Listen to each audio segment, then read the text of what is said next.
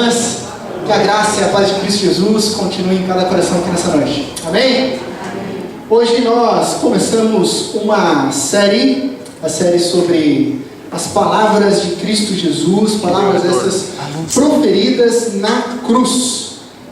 Preparando o nosso coração e a nossa alma para a Páscoa, nós vamos nos aprofundar nessas palavras ditas por Jesus e que são ditas dentro de um contexto. Jesus profere essas palavras na crucificação, em meio à dor, em meio ao sofrimento. É lá na cruz, é lá na dor, no sofrimento, que nós descobrimos algo precioso. Nós descobrimos o Deus que sofre.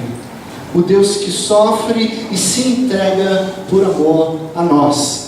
E para nós iniciarmos essa reflexão, eu quero te convidar a abrir a sua Bíblia no texto de Lucas, capítulo 23, do verso 32 ao verso 34. Abra a sua Bíblia, ou você pode ligar também no seu dispositivo eletrônico que contém a Bíblia. De qualquer forma, eu vou projetar o texto aqui, a fim de nós acompanharmos na mesma versão.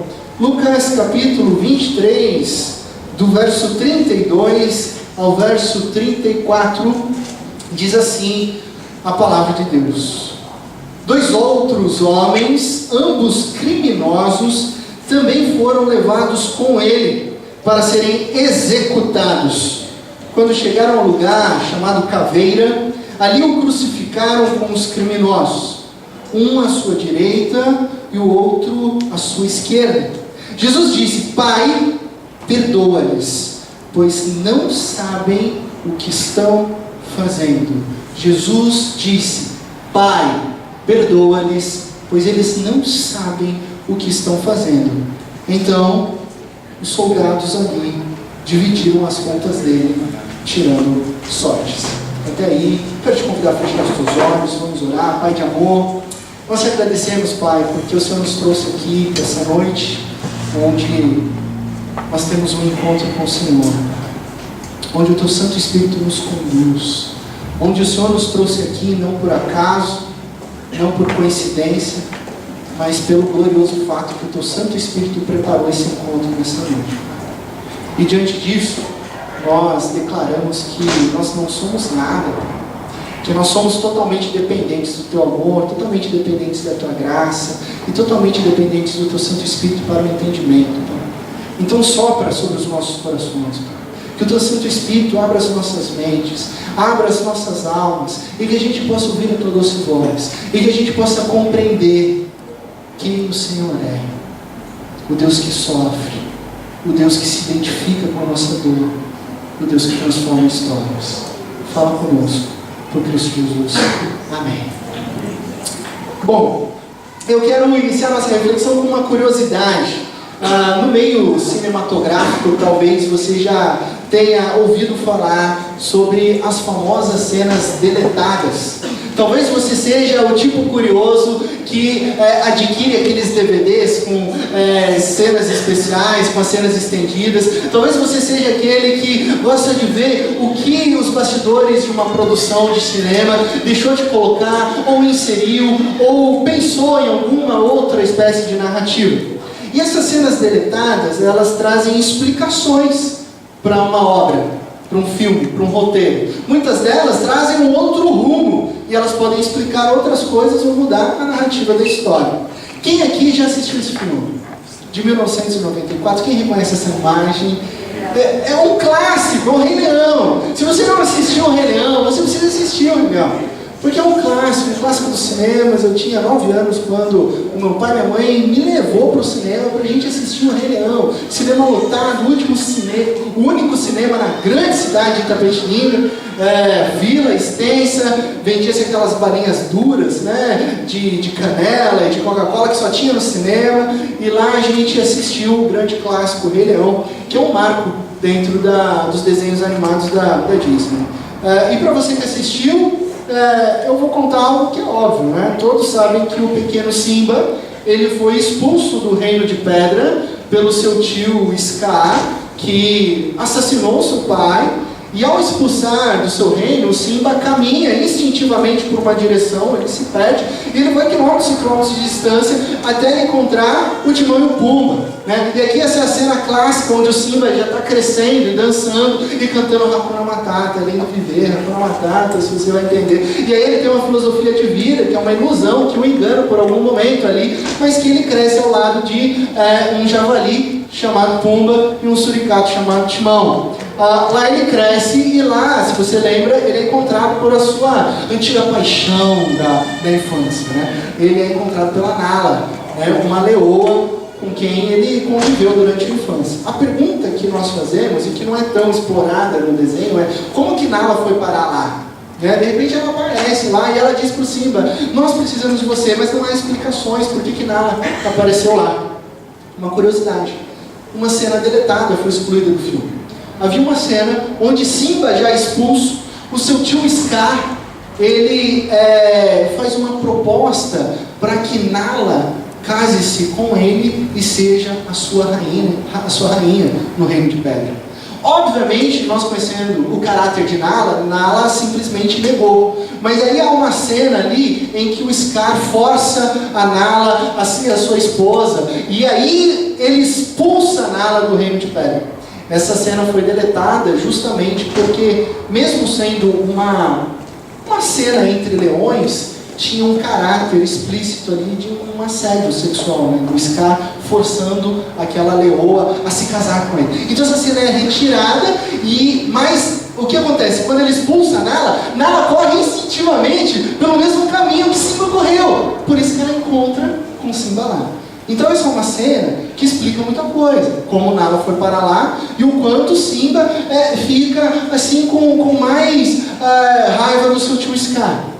Para você que gosta de Star Wars, né? Eu estou assistindo agora o seriado Star Wars, que é do Adriano. O Adriano me ajudou aí na ordem correta, ele é um fã de Star Wars. Você também fica ali meio preocupado porque Obi-Wan Kenobi não conta para o Luke, para o jovem Luke Skywalker, o seu parentesco com o Darth Vader.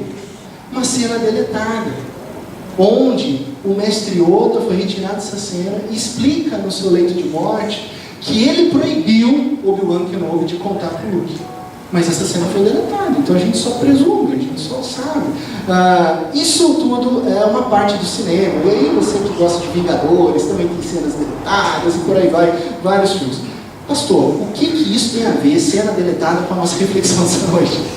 Bom, se prepare, que agora uma curiosidade bíblica. Você sabia que esse famoso verso dito por Jesus, Pai, perdoa-lhes, pois não sabem o que estão fazendo, é uma cena deletada dos mais importantes manuscritos da Bíblia? Você sabia disso? Se você tem a Bíblia... Opa, volta aí. Não, é esse mesmo. Perdão, Manu. Você está mais rápido aqui. Ela sabe a pregação. Vou chamar ela para pregar aqui. Linkada. Obrigado, Manu. Deus abençoe a sua vida. Se você tiver curiosidade de pegar a sua Bíblia, essa em papel, você vai ver que ao lado, talvez até no celular, ao lado da expressão Pai perdoa, porque eles não sabem o que estão fazendo, tem uma nota de rodapé. E essa nota de rodapé vai te levar ao final da Bíblia, você pode olhar nesse momento aí, e você vai ver que alguns manuscritos não trazem esse dito. Muito provavelmente, isso significa que esse dito de Jesus é tratado com desconfiança pelos acadêmicos e estudiosos da literatura bíblica, né, que poderia ter sido acrescentada posteriormente e que gera, de certa forma, uma dúvida se esse manuscrito tem força ou não. É claro que muitos outros manuscritos trazem consigo essa expressão. Por isso que na sua Bíblia hoje tem, porque a grande maioria traz, mas outras foram retiradas. Aí, os estudiosos se questionam, será que Jesus disse isso? Mas será que foi esse o momento em que Jesus disse? E aí, põe ou não põe? Retira ou não retira? Além do fato de que essa expressão só é encontrada na narrativa lucana. Só no Evangelho de Lucas que nós encontramos essa expressão. Pensando nessa frase de Jesus como uma cena deletada, por que a igreja primitiva optaria por deixar de lado essa frase e fingir que Jesus não disse isso? Aí nós podemos pensar, Uma possibilidade é eles terem achado essa expressão de Jesus muito radical. E é radical. Como assim alguém perdoar, solicitar perdão para os soldados romanos que crucificam alguém que não tinha pecado?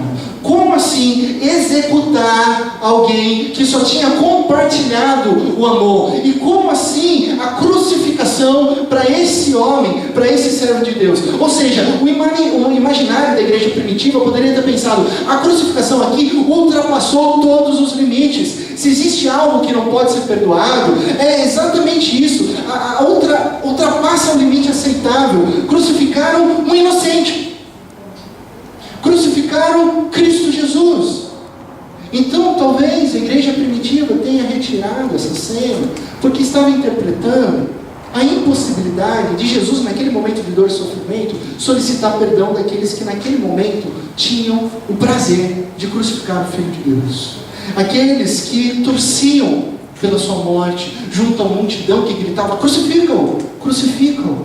Aqueles que fizeram por dolo, com intenção, sabendo que Jesus era inocente. E talvez alguns manuscritos retiraram essa cena. Por outro lado, por que a maioria dos manuscritos opta por manter essa cena? E nós trabalhamos como uma cena estendida. Por que outros estudiosos optaram por manter uma expressão que até então poderia gerar dúvidas? Muito provavelmente porque estes não podiam imaginar uma narrativa de Jesus sem perdão. Não existe algo na vida de Jesus sem perdão. O perdão de Jesus sempre fora a sua palavra final. Jesus sempre foi, e ele é radical quando o assunto é perdão. Jesus investe tempo do seu ministério perdoando as pessoas e ensinando eu e você a perdoar uns aos outros. Então essa cena do perdão, de Jesus solicitando perdão, ela amplifica o entendimento sobre quem é Jesus, ela nos revela o caráter de Jesus, ela aprofunda e ela endossa quem Jesus é, a sua assinatura, o seu perdão. Por isso essa expressão está no texto bíblico. E quando você olha e folheia a narrativa bíblica, você percebe que em Lucas 5, Jesus vai lá e cura um paralítico. E lá no verso 20, Jesus diz: os seus pecados estão perdoados. E ao dizer isso, os mestres religiosos, eles ficam todos ouriçados e falam: como assim? Com que autoridade você diz que pode perdoar pecados? E aí no verso 24, Jesus completa: o Filho do Homem tem toda a autoridade para perdoar os pecados. Aí você folheia a Bíblia, você chega em Lucas capítulo 7, Jesus é encontrado, ele se encontra, na verdade, por uma mulher que era considerada impura pela sociedade. E que alguns manuscritos e relatos históricos afirmam que ela era uma pecadora, uma prostituta, mas que ela se ajoelha aos pés de Jesus e o adora.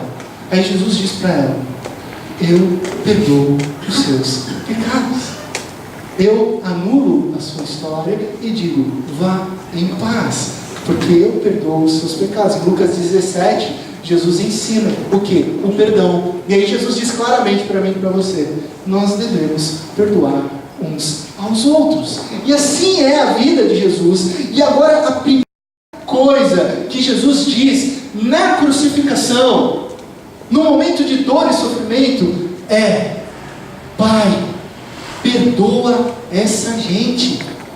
Jesus está sendo crucificado e ele diz: Pai, perdoa todas essas pessoas, porque eles não fazem ideia do que eles estão fazendo. Pai, perdoa, porque eles não têm compreensão nem profundidade do que eles estão fazendo. E a graça de Jesus, ela então se revela no fato de que a sua primeira oração, ela é por perdão. A primeira palavra de Cristo na cruz é solicitando perdão. Sua petição é direcionada a outrem e não a si própria. Se tem alguma coisa que no momento de dor nos conduz a orar, é para que Deus trabalhe na nossa dor. Não é verdade? O que Jesus faz? ele peticiona o favor das outras pessoas.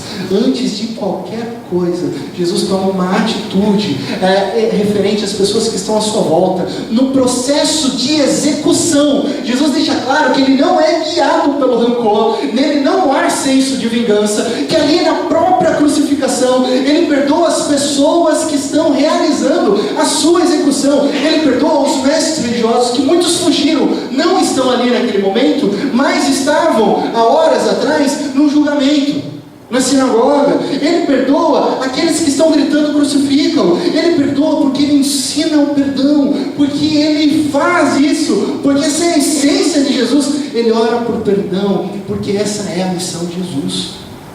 É isso que ele sempre fez. Essa é a marca de Jesus, o perdão. A sua assinatura é perdoar. Isso revela quem ele é diante do Pai. Mas nessa noite, eu quero te chamar a atenção para um fato muito especial no nosso verso central e que sugere uma tensão no nosso texto. E eu vou dizer aos irmãos, eu confesso, que eu descobri essa tensão na semana passada. Sabe quando a gente lê a Bíblia, lê vários versos, repete, e você tem uma história, uma narrativa, e de repente, num texto que você já leu mais 10, 20 vezes, o Espírito Santo fala com você e salta os seus olhos. E talvez você tenha percebido isso muito antes do que eu, porque é tão óbvio, mas que muitas vezes a gente não percebe. Dá uma olhada no verso 34 e acompanhe comigo. Jesus disse: Pai, perdoa-lhes. Sabe qual que é a tensão desse texto? Que Jesus dirige a sua oração ao Pai. E sabe o que eu percebi? Que ao longo da narrativa de Lucas, Jesus sempre disse: eu perdoo, eu perdoo, eu perdoo, vá, eu perdoo, levante-se, eu perdoo, você está curado, eu perdoo. Mas que nessa frase ele pede ao Pai. Nesse momento, não é o próprio Jesus que perdoa. Nesse momento, Jesus está diante de um grande sofrimento. Nesse momento, ele está numa tarefa muito delicada. E ele refere o seu assunto ao Pai. Não que Jesus não queira perdoar, porque se ele não quisesse, ele não solicitaria isso ao Pai.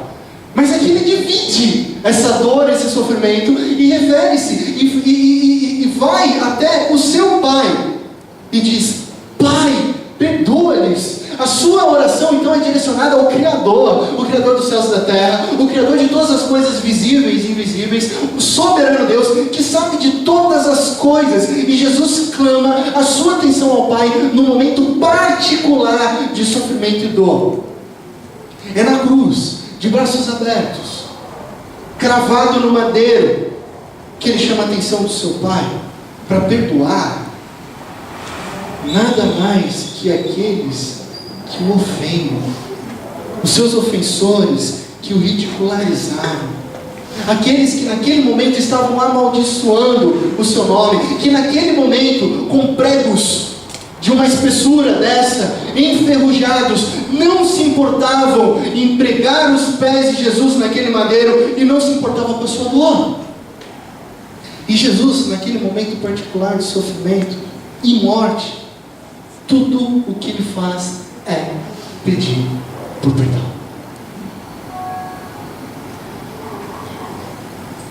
Fácil? Não.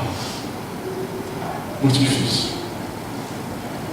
Mas ao pedir perdão para o Pai, ele revela que o ato de perdoar possui uma dimensão, uma proporção cósmica, que vai muito além de uma relação particular aqui na terra, mas que envolve o sagrado, que tem a ver com tudo que é ligado aqui na terra, é ligado nos céus, tem a ver com o divino, tem a ver com um Deus, o soberano Deus, que é um Deus perdoador.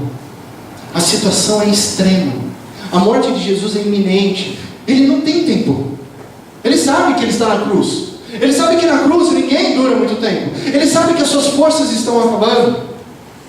A gente vai trabalhar isso durante a série, então eu vou deixar um pouco para depois, e vou explicar os detalhes, mas a crucificação é o pior tipo de morte, segundo médicos, historiadores acadêmicos. E Jesus está lá, sem tanta força e sem muitas palavras, mas as poucas palavras que ele profere é solicitando perdão. Então estar na última extremidade da vida, numa situação aflitiva, conduz Jesus a proferir uma oração que é urgente, uma oração também extrema. E a atenção é essa, que ele pede ao Pai que perdoe quem? Os seus assassinos, aqueles que acabaram com a sua vida. Agora eu quero te convidar a se conectar com essa imagem em meio a tanto sofrimento. Você consegue imaginar a dimensão e a intensidade do pedido de Jesus? Ele pede ao Pai, segundo a nossa lógica, a razão humana, algo escandaloso, algo impensável. Como é que você vai solicitar o perdão daqueles que estão te matando, dos seus assassinos? Estranho, no mínimo inconcebível, mas que é um ato de doação.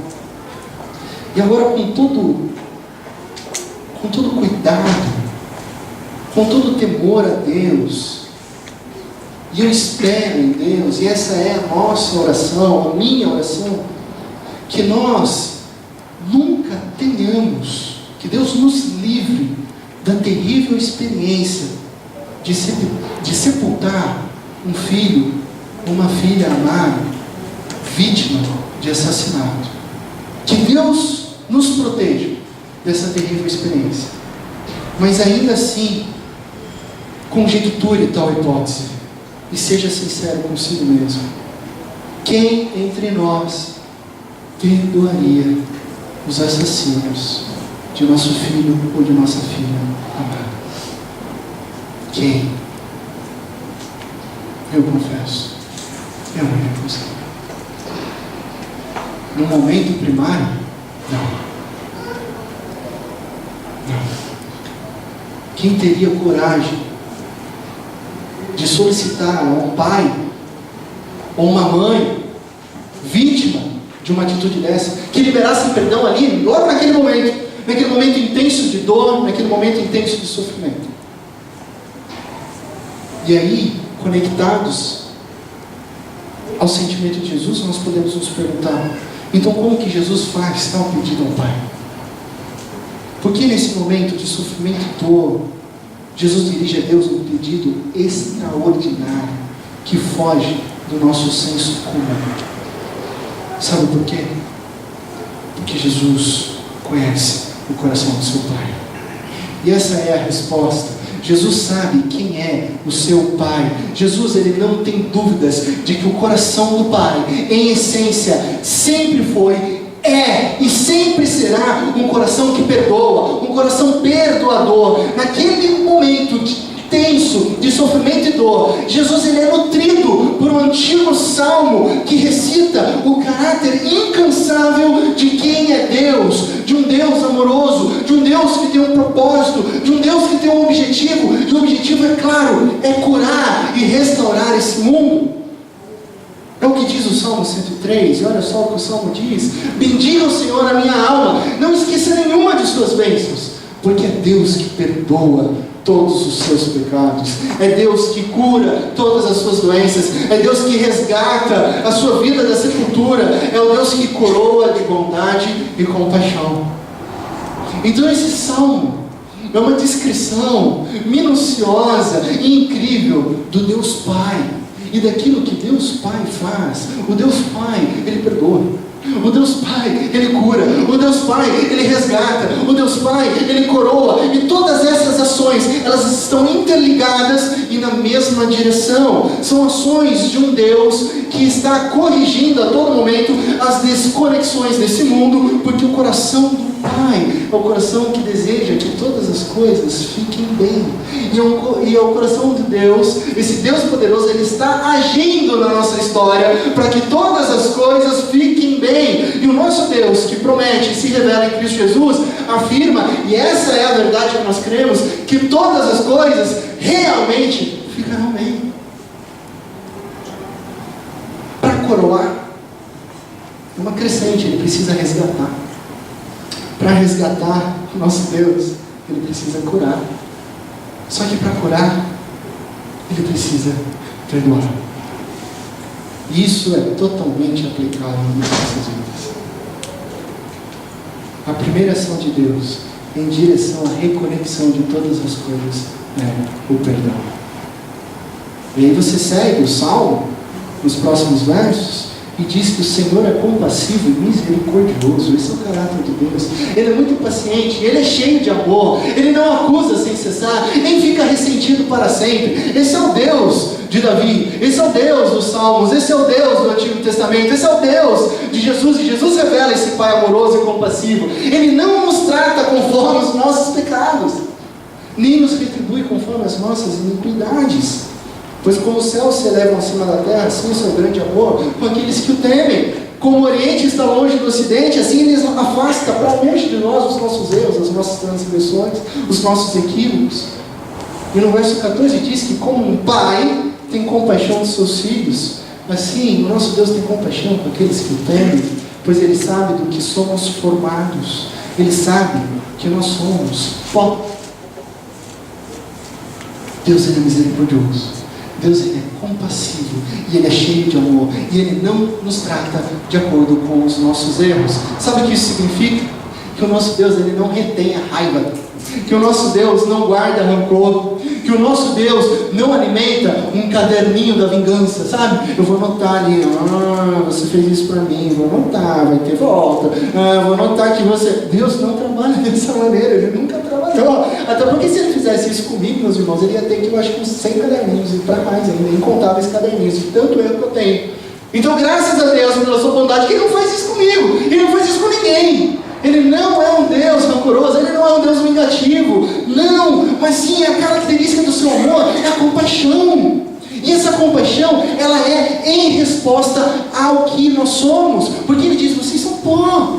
Deus sabe que lá em Gênesis 3, nós optamos por viver uma vida de desconexão com Deus, e seguir os nossos próprios caminhos, e isso nos afastou da sua presença, e a partir disso Ele sabe que eu sou pó, Ele sabe que eu erro, Ele sabe que eu sou frágil, Ele sabe que nós somos fracos, que nós somos inadequados, e que mesmo diante do nosso erro, o Pai busca renovar, restabelecer, recriar e transformar e curar o nosso relacionamento com Ele. Então o que o nosso Deus faz? Ele age, Ele cura, Ele resgata, Ele perdoa, Ele faz tudo aquilo que nós não conseguiríamos fazer. O texto diz, Jesus diz, Pai, perdoa-lhes. E quando Jesus diz, Pai, perdoa-lhes, Jesus nos dá um vislumbre de uma cena estendida e necessária para nós, sobre quem é o Deus Pai. E aí nós podemos compreender que o amor de Deus Pai, esse amor leal, esse amor do hebraico recede, é um amor que nunca desiste, é um amor que nos persegue, mesmo quando nós fugimos, o amor de Deus nos alcança, porque não é sobre nós, é sobre o amor do Pai. O pedido de Jesus expande a nossa compreensão sobre quem é o Pai, e nós entendemos que apesar de nós, Ele age para nos resgatar. Eu costumo dizer, e essa é uma grande verdade, o privilégio de ser pai, o privilégio de ser mãe, nos abre a dimensão um pouco mais profunda sobre quem é Deus. Porque é o Deus que entrega o seu próprio filho. É o Deus que sofre com o seu próprio filho. Então toda essa imagem, toda essa cena estendida, ela acontece no início da crucificação de Jesus. Jesus está num forte contraste com aqueles homens que estão zombando dele, com aqueles homens que não se importam, com aqueles que o colocaram ali naquele momento numa cruz e que o matarão em breve, dentro de poucas horas. E aí existe uma relação aqui que eu quero trabalhar com você, uma oposição sobre quem são esses homens e quem é Jesus. Esses assassinos, eles estão ocupados, eles estão cumprindo uma tarefa, eles não questionam, eles estão envolvidos na maldade, eles são propensos à violência, eles recebem ordem de violência e eles cumprem, eles são cínicos.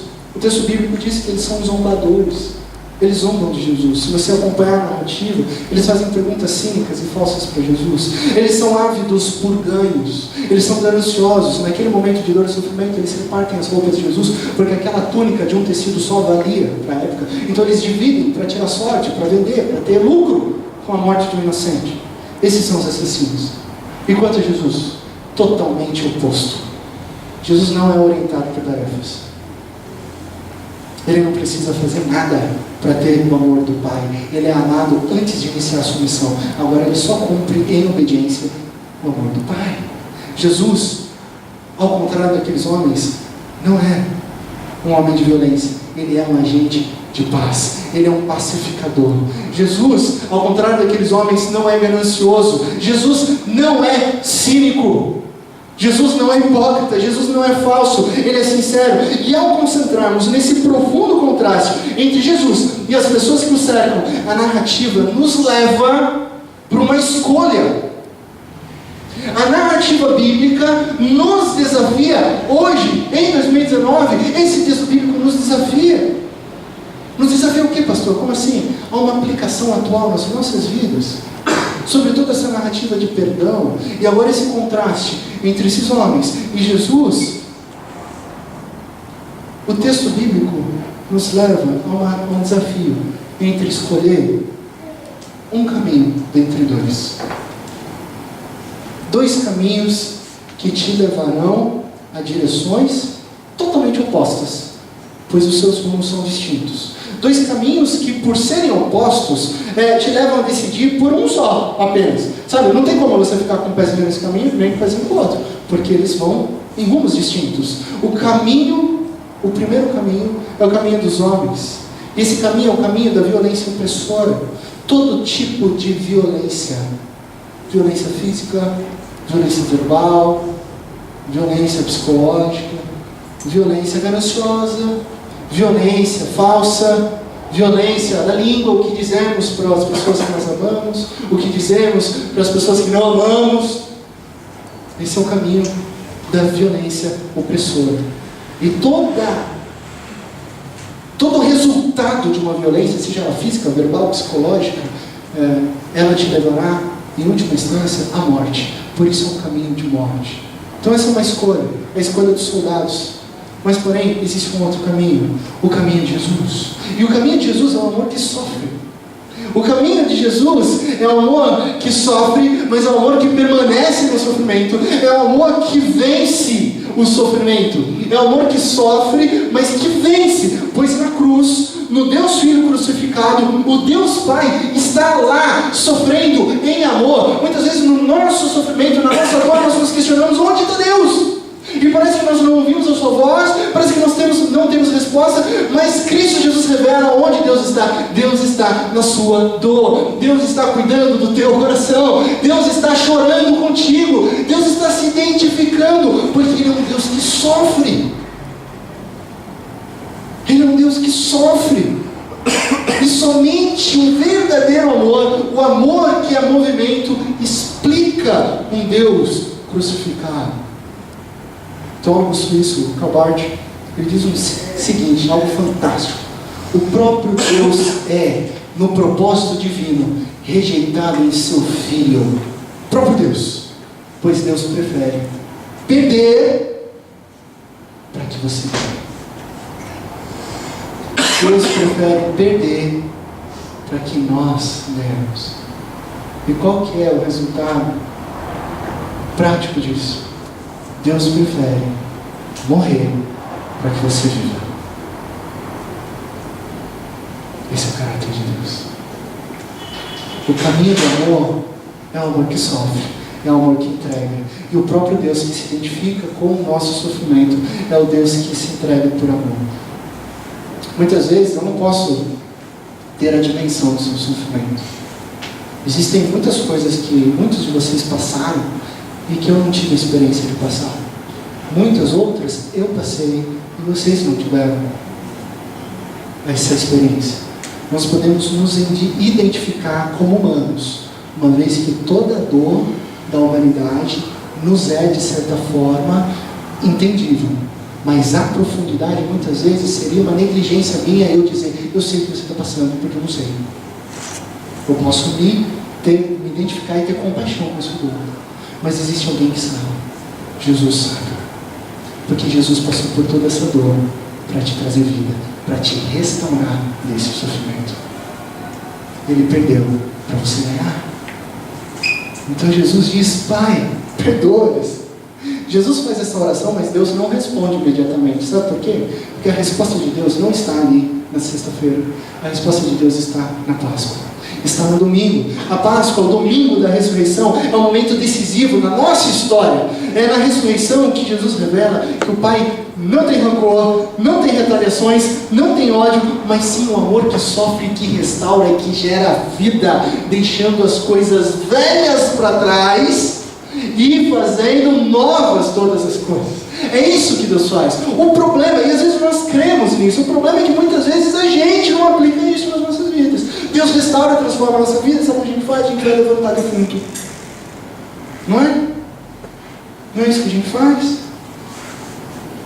Deus cura, Deus transforma, e de repente você vai levantar uma dor que já foi paga na cruz, que já foi curada lá de décadas atrás. Deus faz nova todas as coisas. As coisas velhas a gente deixa para trás. Esquecer é impossível, mas a gente ressignifica e vive através da vida. Concluindo, quando nos propomos a refletir e celebrar a Páscoa, quando nós lembramos que Cristo Jesus morreu numa cruz, também lembramos na ressurreição de Jesus. O Deus que sofre responde à oração do seu Filho. E aí nós lembramos que o Deus que responde com perdão faz com que esse perdão alcance todo o mundo.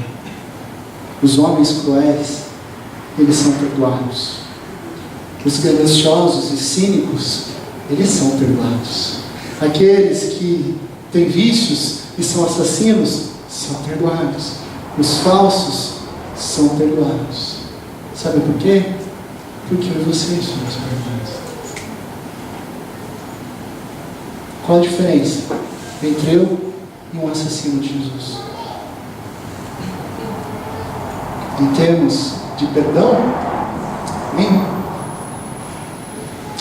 Eu matei Jesus porque Ele morreu pelo meu pecado. Ele morreu pelos nossos pecados.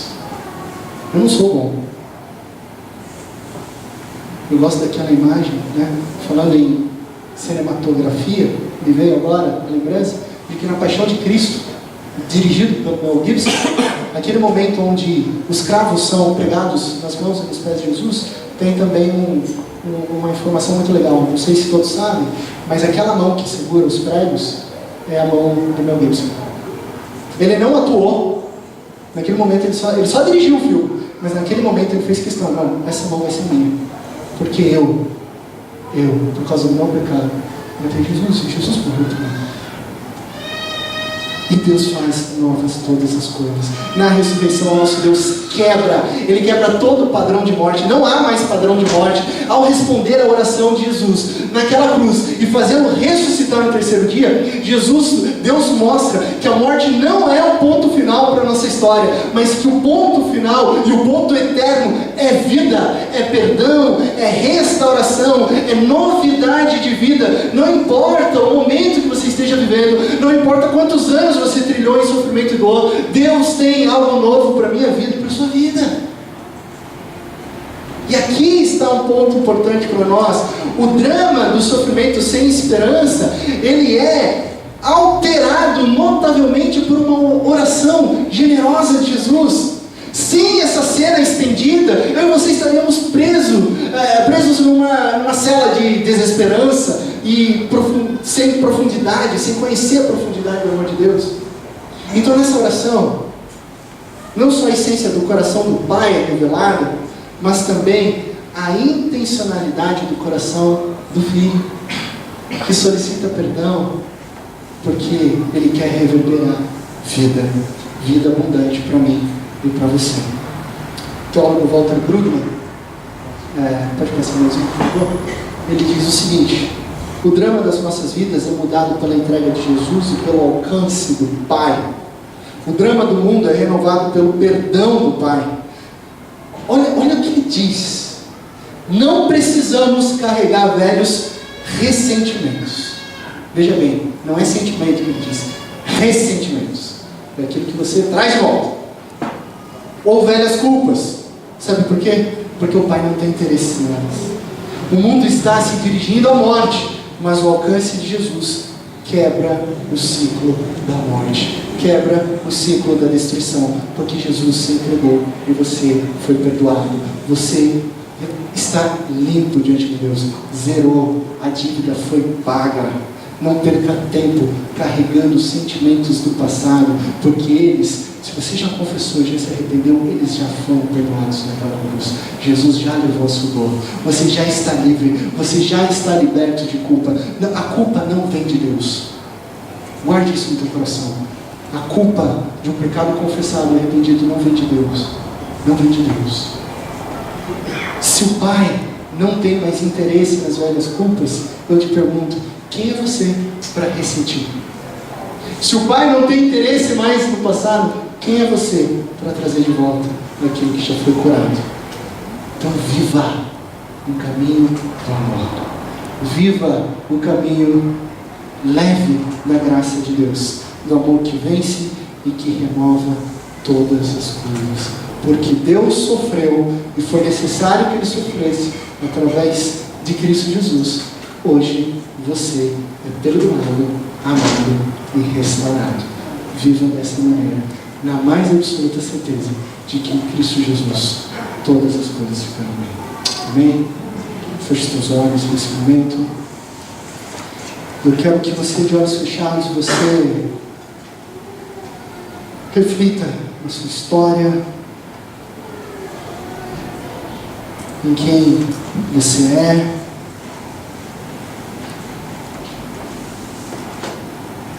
No fato de que Deus, Ele te perdoa,